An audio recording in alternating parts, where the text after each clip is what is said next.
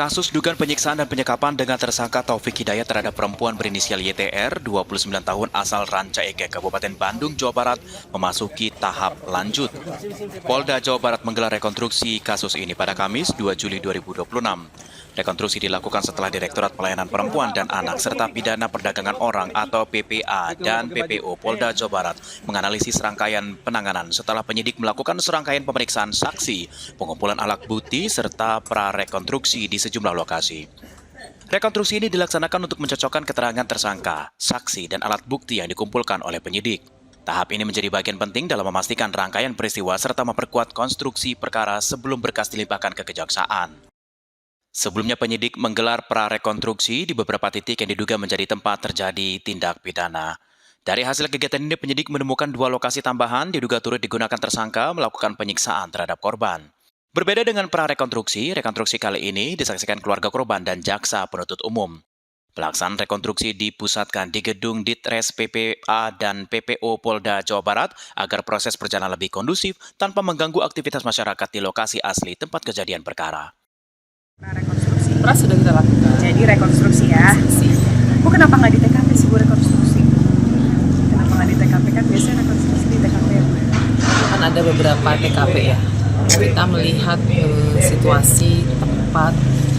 Kalau nanti dilihat, kalau cuma satu TKP mah gampang. Tapi ini kan ada beberapa TKP yang kita melihat dari segi keamanan. Kemudian, terutama dari segi keamanan sih sekitar gitu ya. Terus itu kan tempat kos. Kita juga harus mempertimbangkan keamanan dan kenyamanan pemilik kos. Itu sih yang utama. Jadi kalau terlihat, sementara itu kan kos ada beberapa penghuni lain. Nanti dari segi keamanan dia akan merasa terganggu. Berarti ini di 4 tempat ya? 6 tempat Bu? Kalau rekonstruksi hari ini? Hari ini rekon 6 tempat ya? Ini tertutup atau terbuka Bu? Untuk rekonnya? Rekon pokoknya di dalam, tertutup atau terbuka ya. Orang tua korban hadir? Nanti kuasa hukum yang hadir. Daya, ngecek dulu. Rekonstruksi dimulai setelah seluruh pihak diundang, termasuk keluarga korban dan juga jaksa penuntut umum. Hasil rekonstruksi ini diharapkan bisa memberikan gambaran utuh mengenai rangkaian kejadian sekaligus melengkapi berkas penyidikan sebelum memasuki tahap penuntutan. Dari Bandung, Jawa Barat, Tim Liputan Berita Nasional TV. Kenapa pakai peci? Kenapa pakai peci? Kenapa pakai baju? Peternak ayam petelur di Kabupaten Pandeglang, Banten mengeluhkan lantaran anjloknya harga telur yang berada di bawah biaya produksi. Kondisi ini membuat banyak peternak merugi hingga terancam gulung tikar apabila tidak segera diintervensi oleh pemerintah. Nur Aini, seorang peternak ayam petelur mandiri di Kelurahan Juhud, Kecamatan Karang Tanjung, Kabupaten Pandeglang, Banten, mengaku hanya bisa pasrah meratapi anjloknya harga jual telur di tingkat peternak. Kondisi ini kian diperparah karena tingginya biaya produksi operasional kandang, terutama di sektor harga pakan ayam. Hingga Rabu 1 Juli 2026 harga jual telur dari kandang peternak senilai Rp21.000 per kilogram. Angka ini turun hingga Rp5.000 dari harga normal yakni Rp25.000 per kilogram. Ketimbangan harga ini membuat keuntungan peternak terus tergerus bahkan berubah menjadi kerugian. Peternak mengaku harus tetap mengeluarkan biaya besar untuk kebutuhan vitamin serta pakan ayam harian. Dihitung-hitung, hasil total penjualan telur tidak lagi mampu menutupi seluruh biaya produksi kandang. Menurut peternak, salah satu penyebab karena anjloknya permintaan dan harga telur pasaran karena penghentian sementara program makan bergizi gratis selama masa libur sekolah berlangsung. Nah kalau harga itu turun apa gimana Bu? Turun itu mah. Biasanya berapa Bu? Biasanya standarnya 25. Itu udah lama Bu turunnya? 3 mingguan lah, udah 3 minggu. Nah itu karena apa sih Bu turun itu harganya? Pertama karena banyak yang ternak, yang kedua program MBG lagi ribut, jadi di situ itu banyak timbunan gitu. Nah Bu, merugi nggak sih Bu? Banget, biasanya standar 25 ya, sedang gitu. Kalau ini mah banget, lembut terus gitu katanya. Kini para peternak rakyat hanya bisa berharap pemerintah daerah maupun pusat segera mengambil langkah taktis untuk menstabilkan kembali harga jual telur serta mengendalikan laju harga pakan ternak di pasaran. Perlindungan regulasi bagi peternak kecil sangat dinanti sehingga bisa terus bertahan di tengah tekanan ekonomi yang kian menjerat. Dari Pandeglang, Banten, Firman Arif, Berita Nasional TV.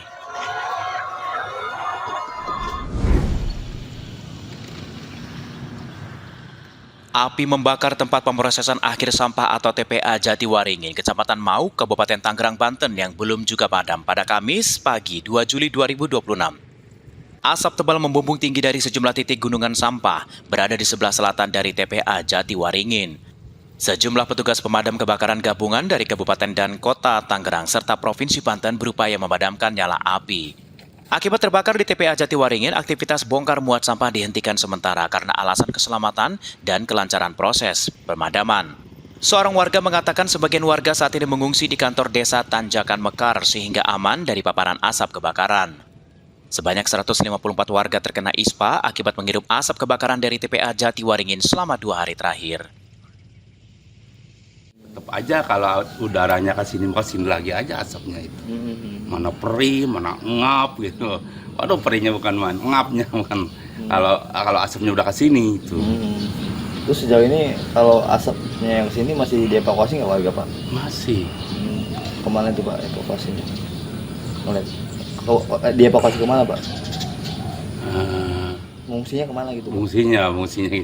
Pas sono ke Balai Desa. Oh, kantor desa. Iya, kantor desa. Kadang-kadang kalau siang mah tuh ya, kalau anginnya ke sini, ke sono nggak ada tuh.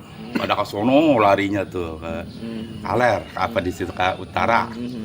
Pada larinya. Ada jam-jam tertentu nggak Pak ketika arah anginnya tuh? Iya, itu tertentu. Sekitar jam 5, jam habis maghrib itu ke sini sebenarnya itu arah anginnya ke sini.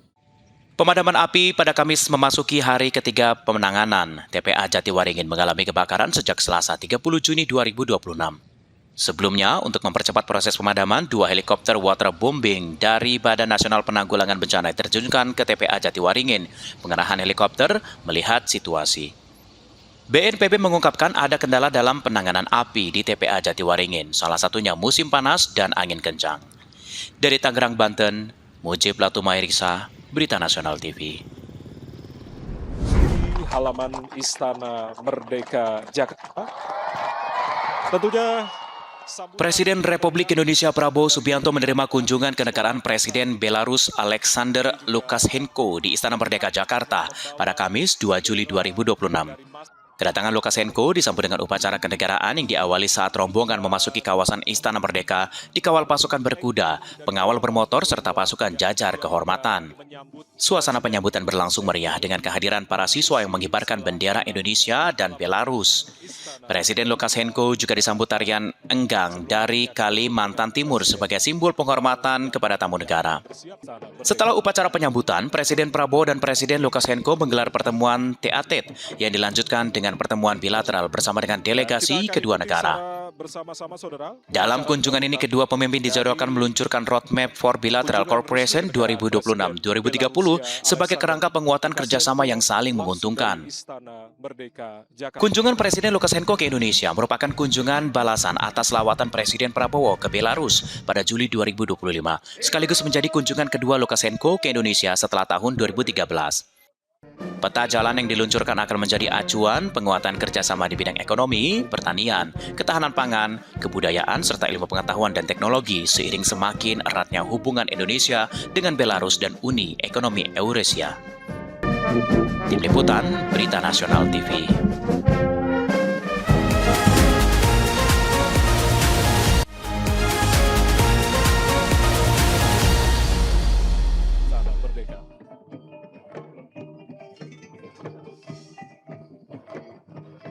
Presiden Republik Indonesia Prabowo Subianto menyebut kunjungan kenegaraan Presiden Belarus Alexander Lukashenko ke Indonesia menjadi penanda semakin beratnya hubungan persahabatan kedua negara. Presiden Republik Indonesia Prabowo Subianto menyebut kunjungan kenegaraan Presiden Belarus Alexander Lukashenko ke Indonesia menjadi penanda semakin eratnya hubungan persahabatan kedua negara. Dalam pernyataan bersama di Kompleks Istana Kepresidenan Jakarta pada Kamis 2 Juli 2026, Prabowo menegaskan Belarus merupakan mitra penting Indonesia di kawasan Eurasia. Presiden Prabowo menilai hubungan Indonesia dan Belarus terus berkembang, berlandaskan prinsip saling menghormati dan saling menguntungkan. Menurut Prabowo, kunjungan Presiden Lukashenko juga diharapkan mampu menghasilkan kerjasama yang memberikan manfaat nyata bagi masyarakat di kedua negara. Dalam pertemuan ini, Presiden Prabowo dan Presiden Lukashenko membahas berbagai isu untuk memperkuat kemitraan strategis.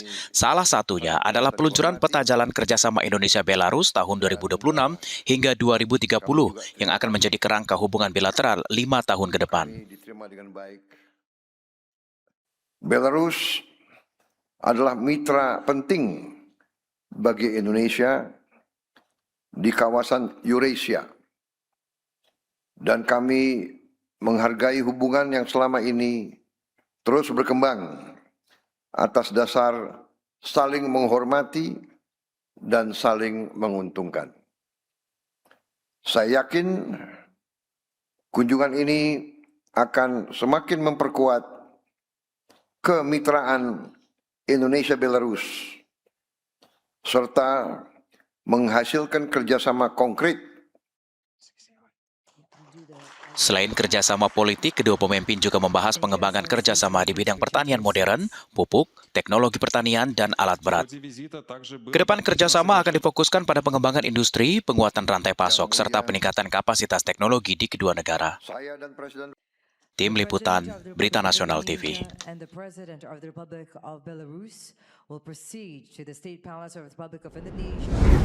Untuk melakukan verifikasi.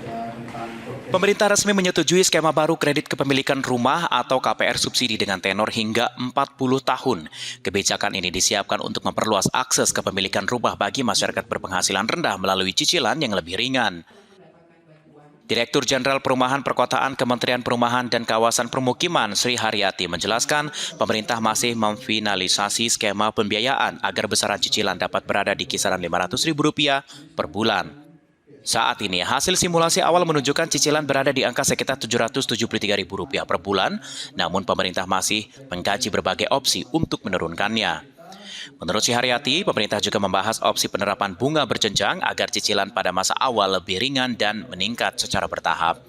Pembahasan dilakukan bersama perbankan, pengembang, serta BP Tapera sebelum skema tersebut diajukan untuk mendapatkan persetujuan Kementerian Keuangan. Nah, tentu pada saat bicara ada tenor yang meningkat 40 tahun, berarti di situ kita menghitung sebetulnya untuk bisa mendapatkan cicilan dengan jumlah yang tertentu. Misalnya kita kemarin sempat disampaikan targetnya adalah bagaimana bisa masyarakat itu menyicil di angka 500.000. Untuk angka 500.000 tadi kita sedang lakukan simulasinya, gitu ya, supaya bagaimana untuk masyarakat dengan pendapatan tertentu itu bisa sampai di posisi 500.000. Lebih lanjut, Sri Haryati menegaskan tenor 40 tahun hanya merupakan opsi tambahan dan bukan kewajiban bagi seluruh penerima KPR subsidi. Masyarakat tetap dapat memilih tenor mulai dari 10, 15, 20, 25, 30, hingga 40 tahun sesuai dengan kemampuan dan kondisi keuangan masing-masing. Dari Jakarta, Ajeng Tiara, Fahem Atar, Berita Nasional TV.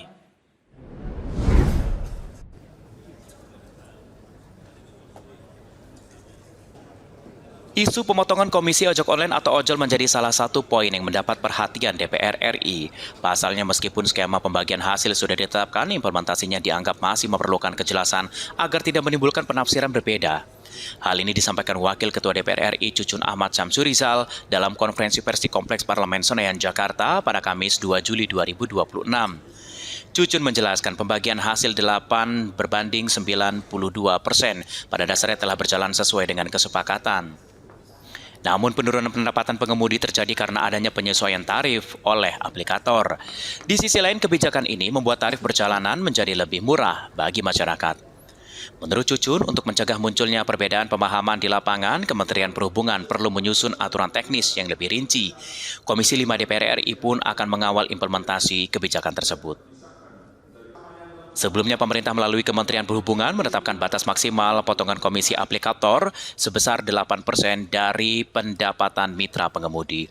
Kebijakan ini merupakan hasil pembahasan bersama DPR, aplikator, dan perwakilan pengemudi ojek online.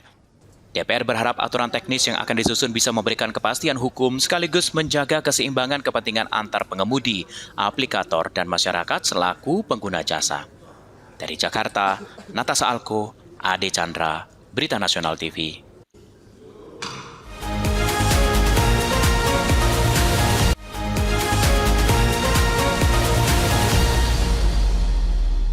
Ketua DPR RI Puan Maharani merespon putusan Mahkamah Konstitusi yang memastikan kepala daerah tetap dipilih langsung oleh rakyat. Puan menegaskan DPR menghormati putusan MK dan akan menindaklanjuti sesuai dengan mekanisme yang berlaku. Ya, kita menghargai dan menghormati apa yang menjadi keputusan MK dan selanjutnya akan menindaklanjuti hal tersebut dengan mekanisme yang ada. Dari Jakarta, Natasha Alko, Anggada Agung, Berita Nasional TV.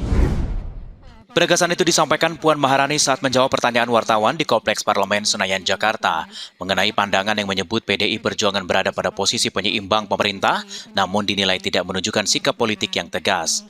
Menanggapi hal tersebut, Puan memastikan bahwa posisi politik PDI Perjuangan tidak abu-abu. Enggak kok, kita jelas. Pernyataan ini disampaikan di tengah munculnya berbagai penilaian mengenai posisi politik PDI Perjuangan dalam dinamika hubungannya dengan pemerintah. Natasha Alko, Anggada Agung, Berita Nasional TV. Keputusan tersebut disampaikan Wakil Menteri Pertahanan Doni Hermawan usai rapat kerja bersama Komisi 1 DPR RI pada Rabu siang. Menurut Doni, kurikulum SPPI yang semula diarahkan sebagai bagian dari komponen cadangan kini diubah menjadi pendidikan bela negara. Dengan perubahan itu, peserta tidak lagi mendapatkan materi penggunaan senjata maupun taktik kemiliteran. Pelatihan akan difokuskan pada pembentukan karakter meliputi nilai nasionalisme, patriotisme, disiplin, kepemimpinan, serta kemampuan bekerja sama dalam mengelola organisasi. Durasi pelatihan bela negara juga dipersingkat dari 1 bulan menjadi 2 pekan. Sementara 1 bulan berikutnya akan diisi dengan pelatihan manajerial yang disesuaikan dengan penempatan masing-masing peserta, seperti pengelolaan koperasi maupun kampung nelayan. Kemhan juga menyampaikan bela sungkawa atas meninggalnya 5 peserta SPPI. Pemerintah telah membentuk tim investigasi gabungan bersama dengan Kementerian Kesehatan untuk menelusuri penyebab kejadian dan menjadikannya sebagai bahan evaluasi penyelenggaraan program. Merevisi program ini, yang semula mereka juga akan menjadi komponen cadangan, kami sudah tetapkan bahwa mereka hanya diberikan pembinaan, pendidikan, pelatihan bela negara yang tidak terlalu, yang sangat berbeda sekali perbedaan antara Komcat dan bela negara ini. Intinya adalah tidak ada lagi pelajaran-pelajaran terkait dengan senjata ataupun taktik-taktik militer. Jadi mereka hanya diberikan pelajaran terkait dengan nasionalisme, terkait dengan patriotisme, terkait dengan disiplin. Ya. Dari Jakarta, Natasha Alko, Ade Chandra, Berita Nasional TV. Pasangan suami istri berinisial GN dan SGT diamankan petugas kepolisian di rumah mereka di Jalan Mangkabumi, Gang Aceh, Medan, Sumatera Utara pada Mei 2026 lalu. Dari rumah tersebut, polisi menyita berbagai barang bukti berupa bedak bayi, tepung Avisel, 10 butir pil hasil produksi, serta sejumlah serbuk bermacam warna. Polisi juga mengamankan 11 botol perwarna makanan, cat akrilik berbagai warna, kapsul chloramphenicol, serta alat cetak. Direktur Reserse Narkoba Polda Sumut Kombes Pol Andi Arisandi pada Selasa sore mengatakan ekstasi yang diproduksi Pak Sutri tersebut berbeda dengan ekstasi pada umumnya. Hasil pemeriksaan laboratorium menunjukkan pil tersebut mengandung ethomidate, zat narkotika golongan 2 yang belakangan juga ditemukan pada rokok elektrik mengandung narkoba. Andi mengatakan, pasangan suami istri tersebut mengetahui cara membuat ekstasi melalui media sosial. Sementara bahan baku dan alat produksi dibeli secara online di media sosial. Proses pembuatannya, para tersangka mencampur bahan yang ada dan dicetak sesuai pesanan menggunakan cetakan besi dengan berbagai logo populer yang banyak beredar di pasaran. Pil ekstasi tersebut juga dipasarkan ke sejumlah pembeli hingga tempat hiburan malam di kota Medan. Para pelaku memproduksi pil hanya berdasarkan pesanan sehingga tidak menyimpan stok dalam jumlah besar. Harga jual setiap butir pil mencapai Rp150.000 dengan keuntungan yang diperkirakan mencapai 50%. Kedua, yaitu suami dan istri. Ya. Jadi suami istri bekerjasama memproduksi narkotika, kemudian menggunakan bahan-bahan ini. Fungsinya istri adalah menerima pesanan, kemudian suaminya membuat, kemudian istrinya juga yang membukukan pembukuan keuangannya. Itu. Polisi masih melakukan pengembangan untuk mengungkap jaringan peredaran serta pemasok bahan baku yang digunakan dalam produksi ekstasi rumahan. Dari Medan, Sumatera Utara, Tim Liputan Berita Nasional TV. Penangkapan tersangka inisial A oleh petugas kepolisian setelah adanya informasi masyarakat yang curiga dengan aktivitas pria berusia 30 tahun di perkampungan tersebut. Berbekal informasi warga tersebut, petugas kemudian melakukan penyelidikan selama 2 pekan dengan menyamar sebagai pemakai narkoba yang ingin memesan barang haram yang diedarkan pelaku. Saat bertransaksi barang haram, tersangka langsung ditangkap petugas yang menyamar. Seberat 9 kg lebih daun ganja kering yang sudah dikemas dalam bungkusan plastik hitam berhasil disita petugas dari penangkapan tersangka. Kasat Reserse Narkoba Polrestabes Medan Kompol Rafli Yusuf Nugraha pada Rabu sore mengatakan barang bukti ganja kering seberat 9 kg lebih tersebut disembunyikan tersangka di antara semak belukar tidak jauh dari rumahnya. Metode ini dilakukan tersangka untuk menghindari kecurigaan serta menghilangkan barang bukti dari pihak kepolisian. Kepada petugas, tersangka mengaku daun ganja kering tersebut dikirim dari Kabupaten Mandailing Natal, Sumatera Utara oleh seseorang yang identitasnya sudah diketahui. Tersangka juga mengaku sudah sebulan lebih menjalani bisnis haramnya mengedarkan daun ganja tersebut kepada para pemakai.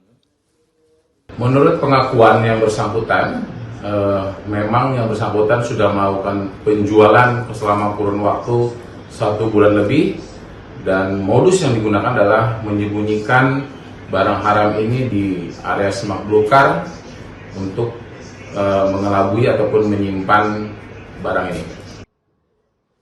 Saat ini, petugas masih memburu tersangka lain yang disebutkan tersangka sebagai pemasok barang haram tersebut. Dari Medan, Sumatera Utara, Tim Liputan, Berita Nasional TV.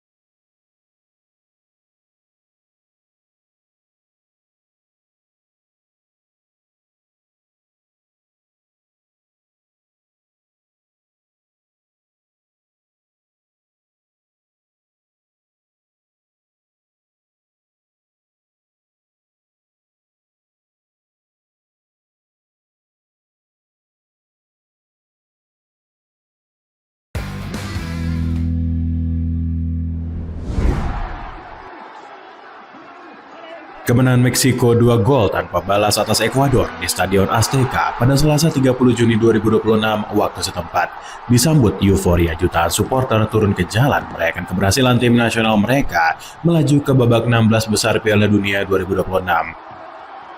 Pesta kemenangan berubah menjadi duka, menelan korban jiwa akibat terhimpit kerumunan massa saat perayaan berlangsung di sekitar Monumen Angel of Independence, Mexico City.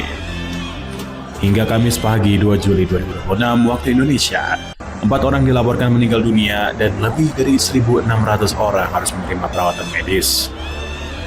Otoritas kesehatan setempat mengonfirmasi insiden tersebut pada Rabu waktu setempat. Berdasarkan keterangan pihak berwenang, seorang pria berusia 30 tahun meninggal akibat serangan jantung setelah mengalami kejang epilepsi dan pendarahan pada saluran pencernaan. Sementara itu, 3 korban lain diduga menjadi korban desak-desakan massa di sekitar Monumen Angel de la Independencia. Ketiganya diduga terhimpit kerumunan saat ribuan supporter merayakan kemenangan Meksiko. Korban terdiri atas 2 perempuan berusia 19 dan 48 tahun, serta seorang pria berusia 44 tahun. Ketiga korban sempat dilarikan ke rumah sakit, namun nyawa mereka tidak berhasil diselamatkan. Insiden ini dipicu aksi saling dorong antar supporter di tengah keramaian yang diperkirakan dihadiri lebih dari 1 juta orang. Sebelumnya, kericuhan juga terjadi di Monterrey ketika ribuan penggemar memadati kawasan Parque Fundidora untuk menyaksikan pertandingan melalui layar raksasa. Polisi menggunakan semprotan merica dan gas air mata setelah sejumlah supporter menerobos gerbang dan merusak barikade. Di sisi lain, Federasi Sepak Bola Meksiko kembali menjadi sorotan akibat ulah sebagian supporter yang melontarkan nyanyian bernada menghina selama pertandingan. Pelanggaran berujung sanksi dari FIFA. Wali Kota Mexico City, Claudia Sheinbaum, mengimbau masyarakat merayakan kemenangan secara tertib dan bertanggung jawab, dan menegaskan keselamatan publik harus menjadi prioritas utama. Di tengah catatan sempurna Meksiko yang belum kebobolan sepanjang fase grup, keberhasilan lapangan kini dibayangi tragedi merenggut nyawa supporter.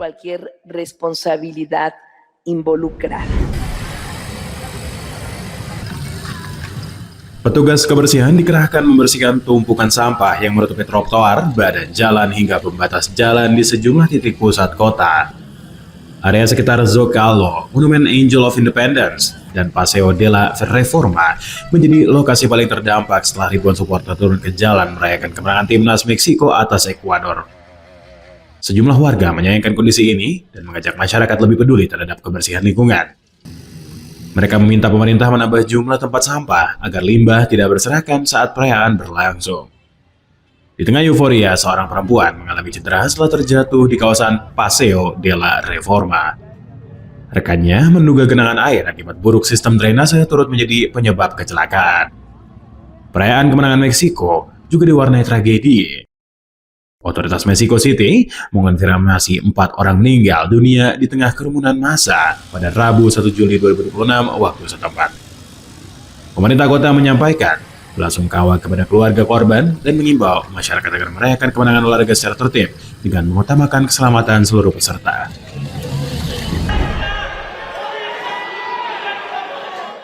Sejumlah pemilik restoran dan kafe di Seoul memasang tulisan melarang mantan pelatih timnas Hong Myung-bo masuk ke dalam. Aksi ini terlihat di restoran Nudi dan Puzzle Cafe di Seoul. Stiker bertuliskan dilarang masuk untuk mantan pelatih Korea Selatan Hong Myung-bo dipasang di pintu masuk dan area dalam kafe. Pemilik restoran Nudi mengaku sengaja memasang tulisan sebagai lelucon untuk mengungkapkan rasa kecewa atas kegagalan tim nasional. Menurutnya, skuad Korea Selatan kali ini merupakan salah satu yang terkuat, sehingga hasil di Piala Dunia sangat mengecewakan. Meski bernada sindiran, aksi ini justru menarik perhatian warga. Banyak pengunjung berhenti untuk berfoto, bahkan ada yang masuk ke restoran setelah melihat tulisan tersebut. Pemilik Puzzle Cafe juga mengaku sempat berharap Korea Selatan dapat melaju setidaknya ke babak 32 besar setelah menang atas Ceko pada laga pembuka. Namun kekalahan beruntun dari Meksiko dan Afrika Selatan membuat harapan pupus. Hong Myung-bo yang menangani tim sejak 2026 akhirnya mengundurkan diri setelah Korea Selatan dipastikan tersingkir dari Piala Dunia 2026 pada Minggu 28 Juni 2026.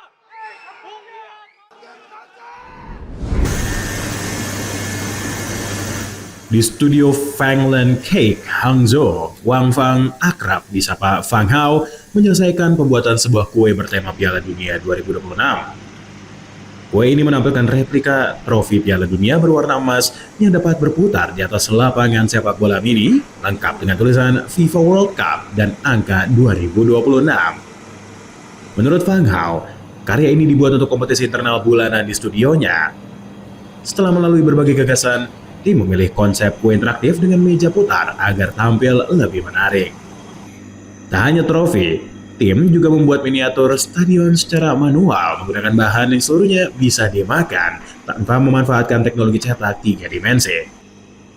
Setiap detail dibuat berdasarkan foto referensi dari berbagai sudut, lalu dipotong, dibentuk, dan diwarnai dengan teliti untuk menghasilkan replika yang akurat. Sebelum menekuni dunia pastry, Fang Hao merupakan seorang desainer di Alibaba. Sejak beralih profesi pada 2018, dirinya dikenal lewat kreasi Micro Landscape Cake, mengubah stadion, landmark, hingga kenangan pribadi menjadi karya seni yang bisa dinikmati.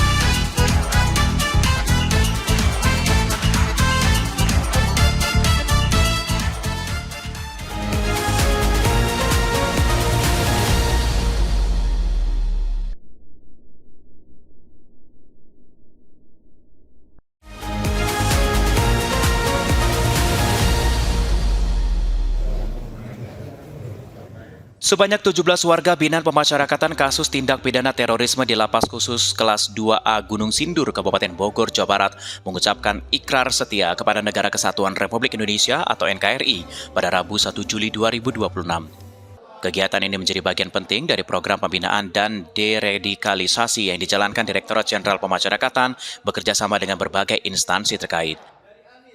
Berseragam merah putih, para napi teroris menyatakan sumpah di hadapan perwakilan Badan Nasional Penanggulangan Terorisme, Densus 88 Anti Teror, Kanwil Jawa Barat hingga TNI Polri dan Kepala Lapas Gunung Sindur Kelas 2A. Para napi kelas khusus asal Jawa Barat ini mengikrarkan diri untuk kembali menjadi warga NKRI usai terlibat jaringan teroris di wilayah Jawa Barat hingga Poso. Usai menjalani ikrar, para napi memberi hormat dan mencium bendera merah putih dan menandatangani ikrar NKRI. Terlibat terorisme sebenarnya kalau saya secara pribadi itu dari apa ya, namanya situasi dan kondisi buat saya begini mungkin karena di daerah saya itu Kabupaten Poso yang mungkin tahun 2000 itu terjadi konflik horizontal, akhirnya kami masuk karena situasi dan kondisi pada saat itu, terus dari kawan-kawan dari Jawa juga dan sebagainya masuk membimbing membina, akhirnya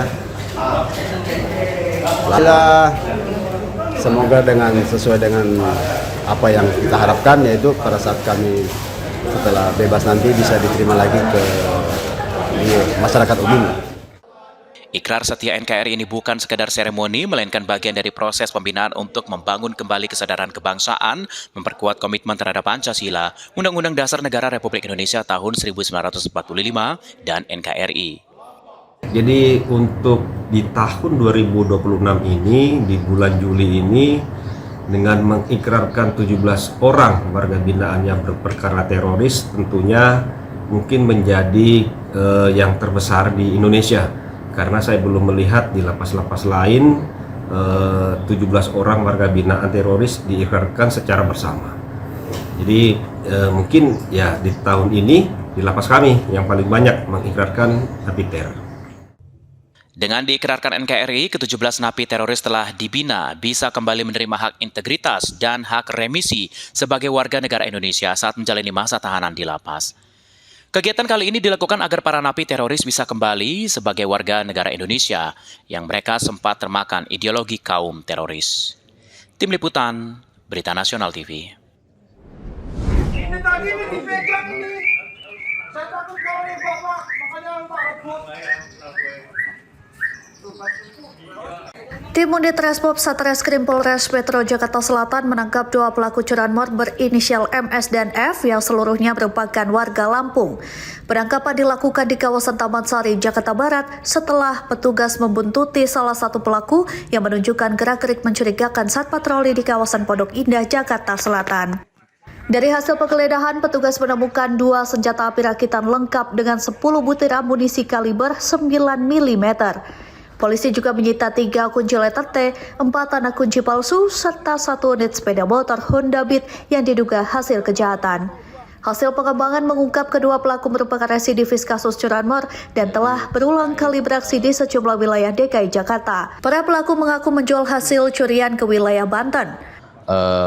Unit Resmob Polres Jakarta Selatan telah mengamankan 2 orang yang kedapatan menguasai senjata api. Kemudian dari pengamanan senjata api tentunya dilakukan pendalaman sehingga kedapatan senjata api itu kemudian dibawa ke Polres Jakarta Selatan untuk diproses sesuai hukum yang berlaku. Demikian. Dari hasil pengembangan itu sendiri apa yang menjurus kemana? Jadi pada saat diamankan 2 orang pelaku inisial F dan MS pada kekuasaannya ditemukan masing-masing menguasai senjata api. Berkaitan itu juga pada kekuasaannya juga ditemukan berupa kunci letter T dan juga beberapa mata kuncinya itu. Dan tim opsional menduga bahwa pelaku yang menguasai senpi itu diduga sebagai pelaku curanmor. Polisi kini masih terus mendalami asal-usul senjata api rakitan tersebut serta memburu jaringan penadah dan pelaku lain yang terlibat. Dari Jakarta, Tim Liputan Berita Nasional TV. Oh, ini anak geng motor di belakang. Ini dia mereka anak. Inilah rekaman video yang viral di media sosial. Sekelompok remaja yang diduga geng motor melakukan konvoi sambil membentangkan busur panah ke arah warga. Aksi ini diketahui terjadi di Jalan Andi Pangeran Petarani, Kota Makassar, Sulawesi Selatan. Tidak hanya membentangkan busur, para anggota geng motor ini juga membawa senjata tajam jenis parang, sehingga menimbulkan keresahan bagi warga maupun pengguna jalan yang melintas. Menanggapi video tersebut, aparat kepolisian dari Polsek Panakukang langsung bergerak cepat dengan melakukan patroli di sejumlah titik rawan. Di antaranya di Jalan AP Petarani dan Jalan Boulevard Kecamatan Panakukang, Kota Makassar. Dalam patroli tersebut, polisi mengamankan serta menggeledah sejumlah remaja yang diduga baru saja melakukan konvoi dan balap liar. Bahkan, 2 remaja yang berboncengan kedapatan bersembunyi di dalam parit karena ketakutan saat dikejar oleh petugas. Panit 1 Opsnal Polsek Panakukang, Ibda Iqbal MR, membenarkan pihaknya bergerak cepat setelah video aksi geng motor tersebut tersebar luas di media sosial. Menanggapi viralnya video aksi ugal-ugalan sekelompok geng motor di jalan raya sambil membawa busur panah dan parang yang meresahkan warga, kami dari Reskrim Polsek Panakukang langsung melakukan patroli di titik-titik rawan. Jadi kami dari tim Resmob Polsek Panakukang langsung gencar melakukan patroli di wilayah tersebut, dan ada beberapa yang anak remaja yang kami amankan yang sedang melakukan balap liar.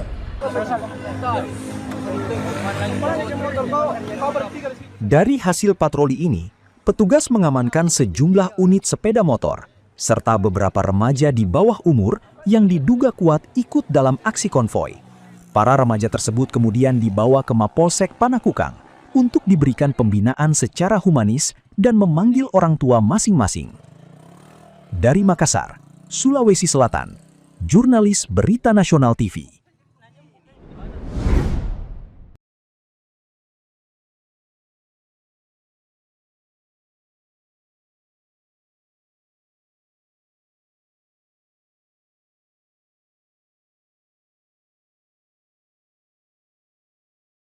Sebuah mobil light truck bernomor polisi B9186JYT yang dikemudikan oleh AG menabrak sepeda motor Honda Vario bernomor polisi E2364KAT.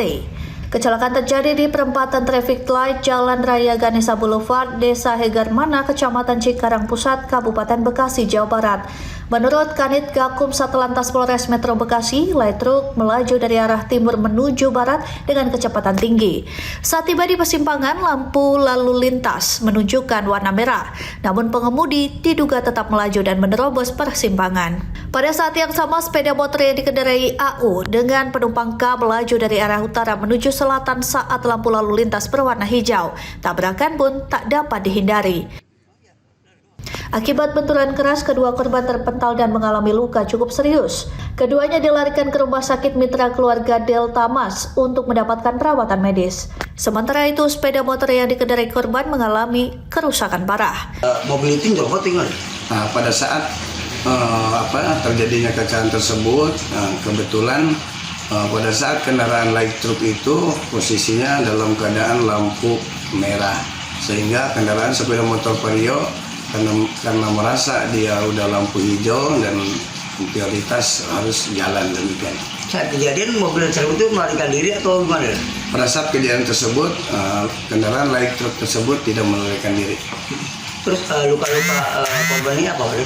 Untuk luka-luka pengemudi sepeda motor tersebut, saudara AU mengalami luka di bagian kepala, kemudian saudara K yang dibonceng mengalami patah tulang di kaki sebelah kiri. Untuk korban saat ini di mana di posisinya?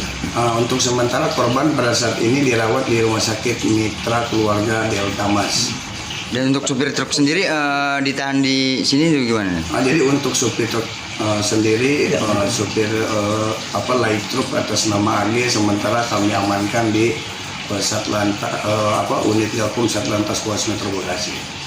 Guna kepentingan penyelidikan, pengemudi beserta kendaraan light truck telah diamankan petugas. Kasus kecelakaan ini kini ditangani oleh unit Gakum Satlantas Polres Metro Bekasi. Dari Bekasi, Jawa Barat, Muhammad Ridwan, Berita Nasional TV. Anggota Polres Lampung Timur mengevakuasi seekor ulat jenis King Cobra sepanjang 2,5 meter yang ditemukan bersarang di halaman rumah warga di Desa Mataram, Marga, Kecamatan Sukadana, Lampung Timur. Petugas mendapat laporan keberadaan ulat berbisa yang membuat penghuni rumah panik dari layanan darurat Polri 110. Petugas yang datang ke lokasi langsung melakukan evakuasi dengan menggunakan tongkat pengait. Sempat memberikan perlawanan, ular King Cobra itu akhirnya berhasil diamankan setelah proses evakuasi berlangsung sekitar 15 menit.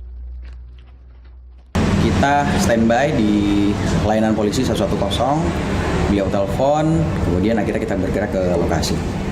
Kemudian sampainya di sana, benar dugaan saya bahwa ular tersebut ternyata memang bukan ular yang tidak berbisa, artinya itu ular King Cobra.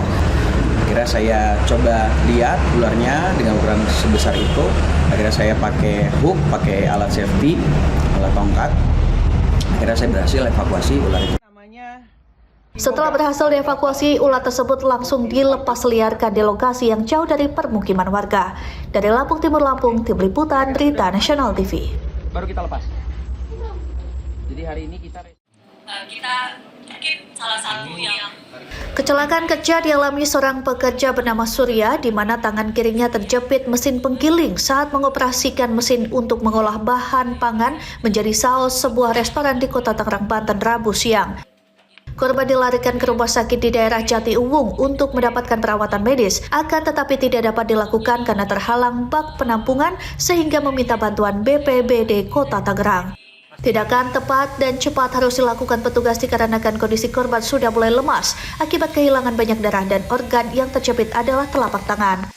Dengan penuh kehati-hatian, 4 petugas dari UPT Damkar Cibodas memotong bak penampungan berukuran 30 x 50 cm menggunakan alat bantu gerinda di dalam ruang IGD dan dalam waktu 10 menit bak penampungan dapat dilepaskan. Komandan Regu 3 UPT Damkar Cibodas Anton Kurniawan mengakui sesuai arahan dokter, penanganannya hanya melepaskan bak penampungan. Sedangkan untuk tangan korban tidak diperbolehkan dilepaskan dari mesin penggiling dikarenakan akan dilakukan penanganan langsung di ruang operasi. Kami berkoordinasi dengan pihak rumah sakit. Untuk penanganan sendiri kami tadi melakukan pelepasan bak atau nampan dengan cara kita memotong dengan gerinda. Untuk penanganan sendiri kami tadi kurang lebih sekitar 10 menit. Dari arahan dokter kami hanya diminta untuk membuka nampannya karena memang untuk mesinnya sendiri untuk penanganannya nanti pada saat korban ditangani di ruang operasi. Dari informasi yang kita dapat itu alat penggiling untuk pembuatan saus. Korban pada saat bekerja melakukan penggilingan untuk membuat saus tidak sengaja terjepit. Kondisi korban tadi memang sudah cukup lemas ya karena memang kejadiannya sendiri dari jam setengah 10 dan kami juga baru dapat laporan jam 11 lewat 10 korban sudah dibawa ke rumah sakit.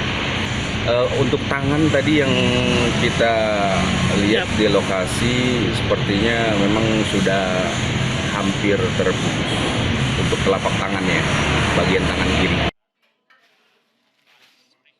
Penanganan medis awal dilakukan pihak rumah sakit dengan memberikan alat bantu pernapasan dan cairan infus kepada korban. Setelah berhasil bak penampungan terpotong, untuk selanjutnya korban dirujuk menuju ke Rumah Sakit Siloam Tangerang untuk menjalani operasi dari luka yang dideritanya. Dari Tangerang, Banten, Mujib Latu Merisa, Berita Nasional TV.